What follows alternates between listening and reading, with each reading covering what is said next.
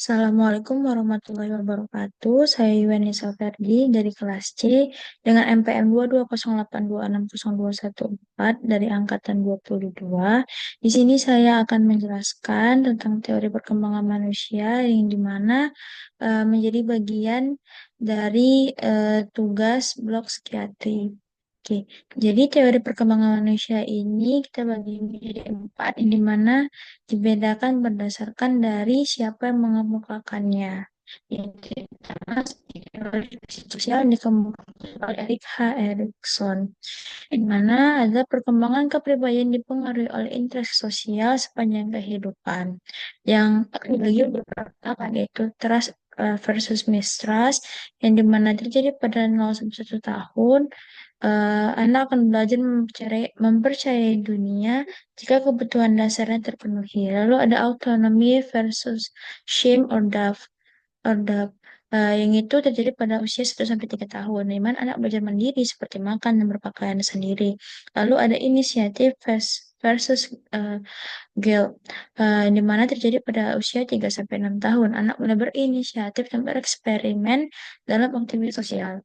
Lalu ada industri versus inverti, yang dimana terjadi pada usia 6 sampai 15 tahun. Itu belajar bekerja sama membentuk rasa kompeten. Lalu ada identity versus role confusion, yang dimana terjadi pada usia remaja. Yang mana mencari jati diri dan nilai-nilai pribadi. Lalu ada intimacy versus isolation pada usia dewasa awal, yaitu membangun hubungan dekat dan komitmen. Lalu berikutnya ada generativity versus stagnation, yang dimana terjadi pada usia dewasa madya, yaitu memberikan kontribusi bagi generasi berikutnya. Lalu ada integrity versus despair, yaitu pada usia lanjut, yang itu refleksi hidup dan penerimaan.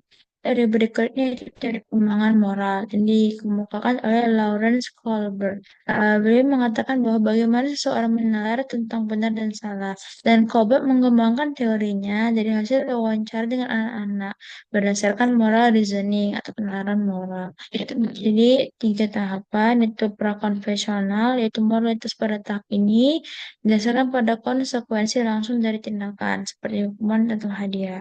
Lalu ada tingkat konvensional, yaitu moralitas didasarkan pada norma sosial dan keinginan untuk diterima oleh orang lain. Lalu ada Pascal konvensional, yaitu seseorang tidak lagi hanya mematuhi hukum atau norma sosial, tapi menilai benar dan salah berdasarkan prinsip moral pribadinya dan nilai-nilai universal seperti keadilan, kemanusiaan, dan juga HAM.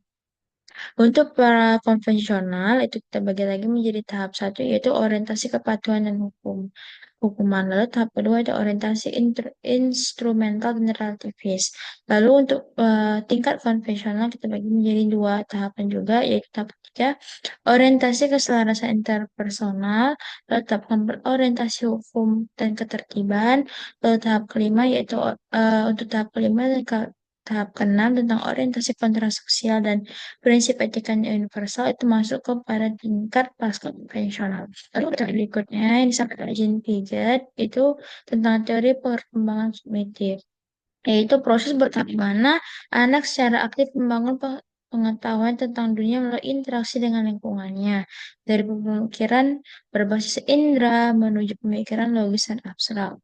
Yaitu terbagi juga menjadi beberapa tahapan. Yaitu tahap pertama sensori motor pada usia 0 sampai 2 tahun, yaitu dia akan memahami dunia melalui indera dan gerakan motorik. Lalu pencapaian utamanya yaitu objek permanen, itu memahami bahwa benda tetap ada meskipun tidak terlihat. Lalu ada pra-operasional, itu pada usia 2 sampai 7 tahun, dia akan mulai menggunakan bahasa dan simbol, tapi pemikirannya masih egosentris, yaitu sulit melihat dari sudut pandang orang lain. Yang dimana ciri khasnya animisme atau kita sebut dengan menganggap benda mati punya perasaan dan belum memahami konservasi, yaitu bahwa jumlah benda tetap sama meskipun bentuknya berubah. Lalu pada tahap operasional konkret, yang dimana terjadi pada usia 7 sampai 11 tahun. Anak mulai berpikir logis tentang peristiwa-peristiwa konkret atau nyata. Dan mereka sudah memahami konsep konservasi dan dapat mengklasifikasikan benda. Namun, pemikiran abstrak dan hipotesisnya masih sulit.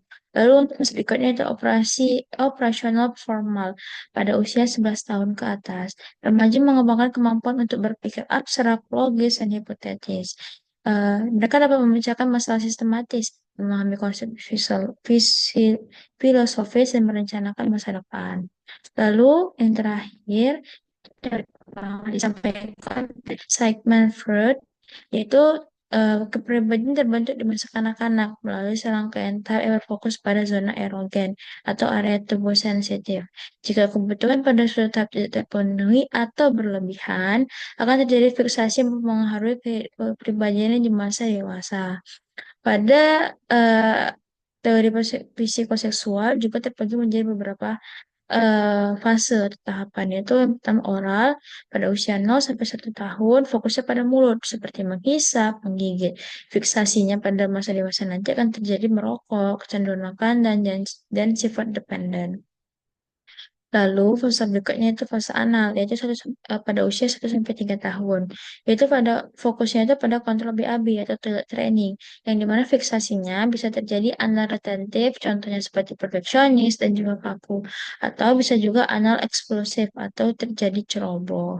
Lalu fase berikutnya itu falik, yang dimana pada usia 3 sampai 6 tahun. Fokusnya pada kelamin muncul oedipus atau elektra kompleks, yang dimana fiksasinya ini kan jadi narsisme atau kesulitan dalam berhubungan. Lalu untuk fase berikutnya laten pada usia 6 tahun sampai dengan pubertas, yang dimana akan terjadi dorongan seksnya itu tertidur atau dia menurun gitu. Dan energi dari yang umumnya dipakai pada dorongan seks itu akan dialihkan ke belajar dan bersosialisasi.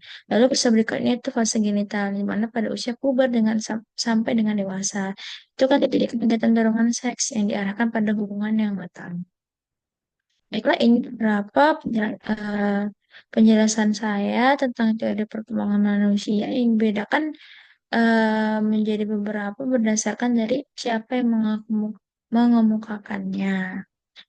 Oke, sekian dari penjelasan saya. Mohon maaf jika ada kesalahan. Wassalamualaikum warahmatullahi wabarakatuh.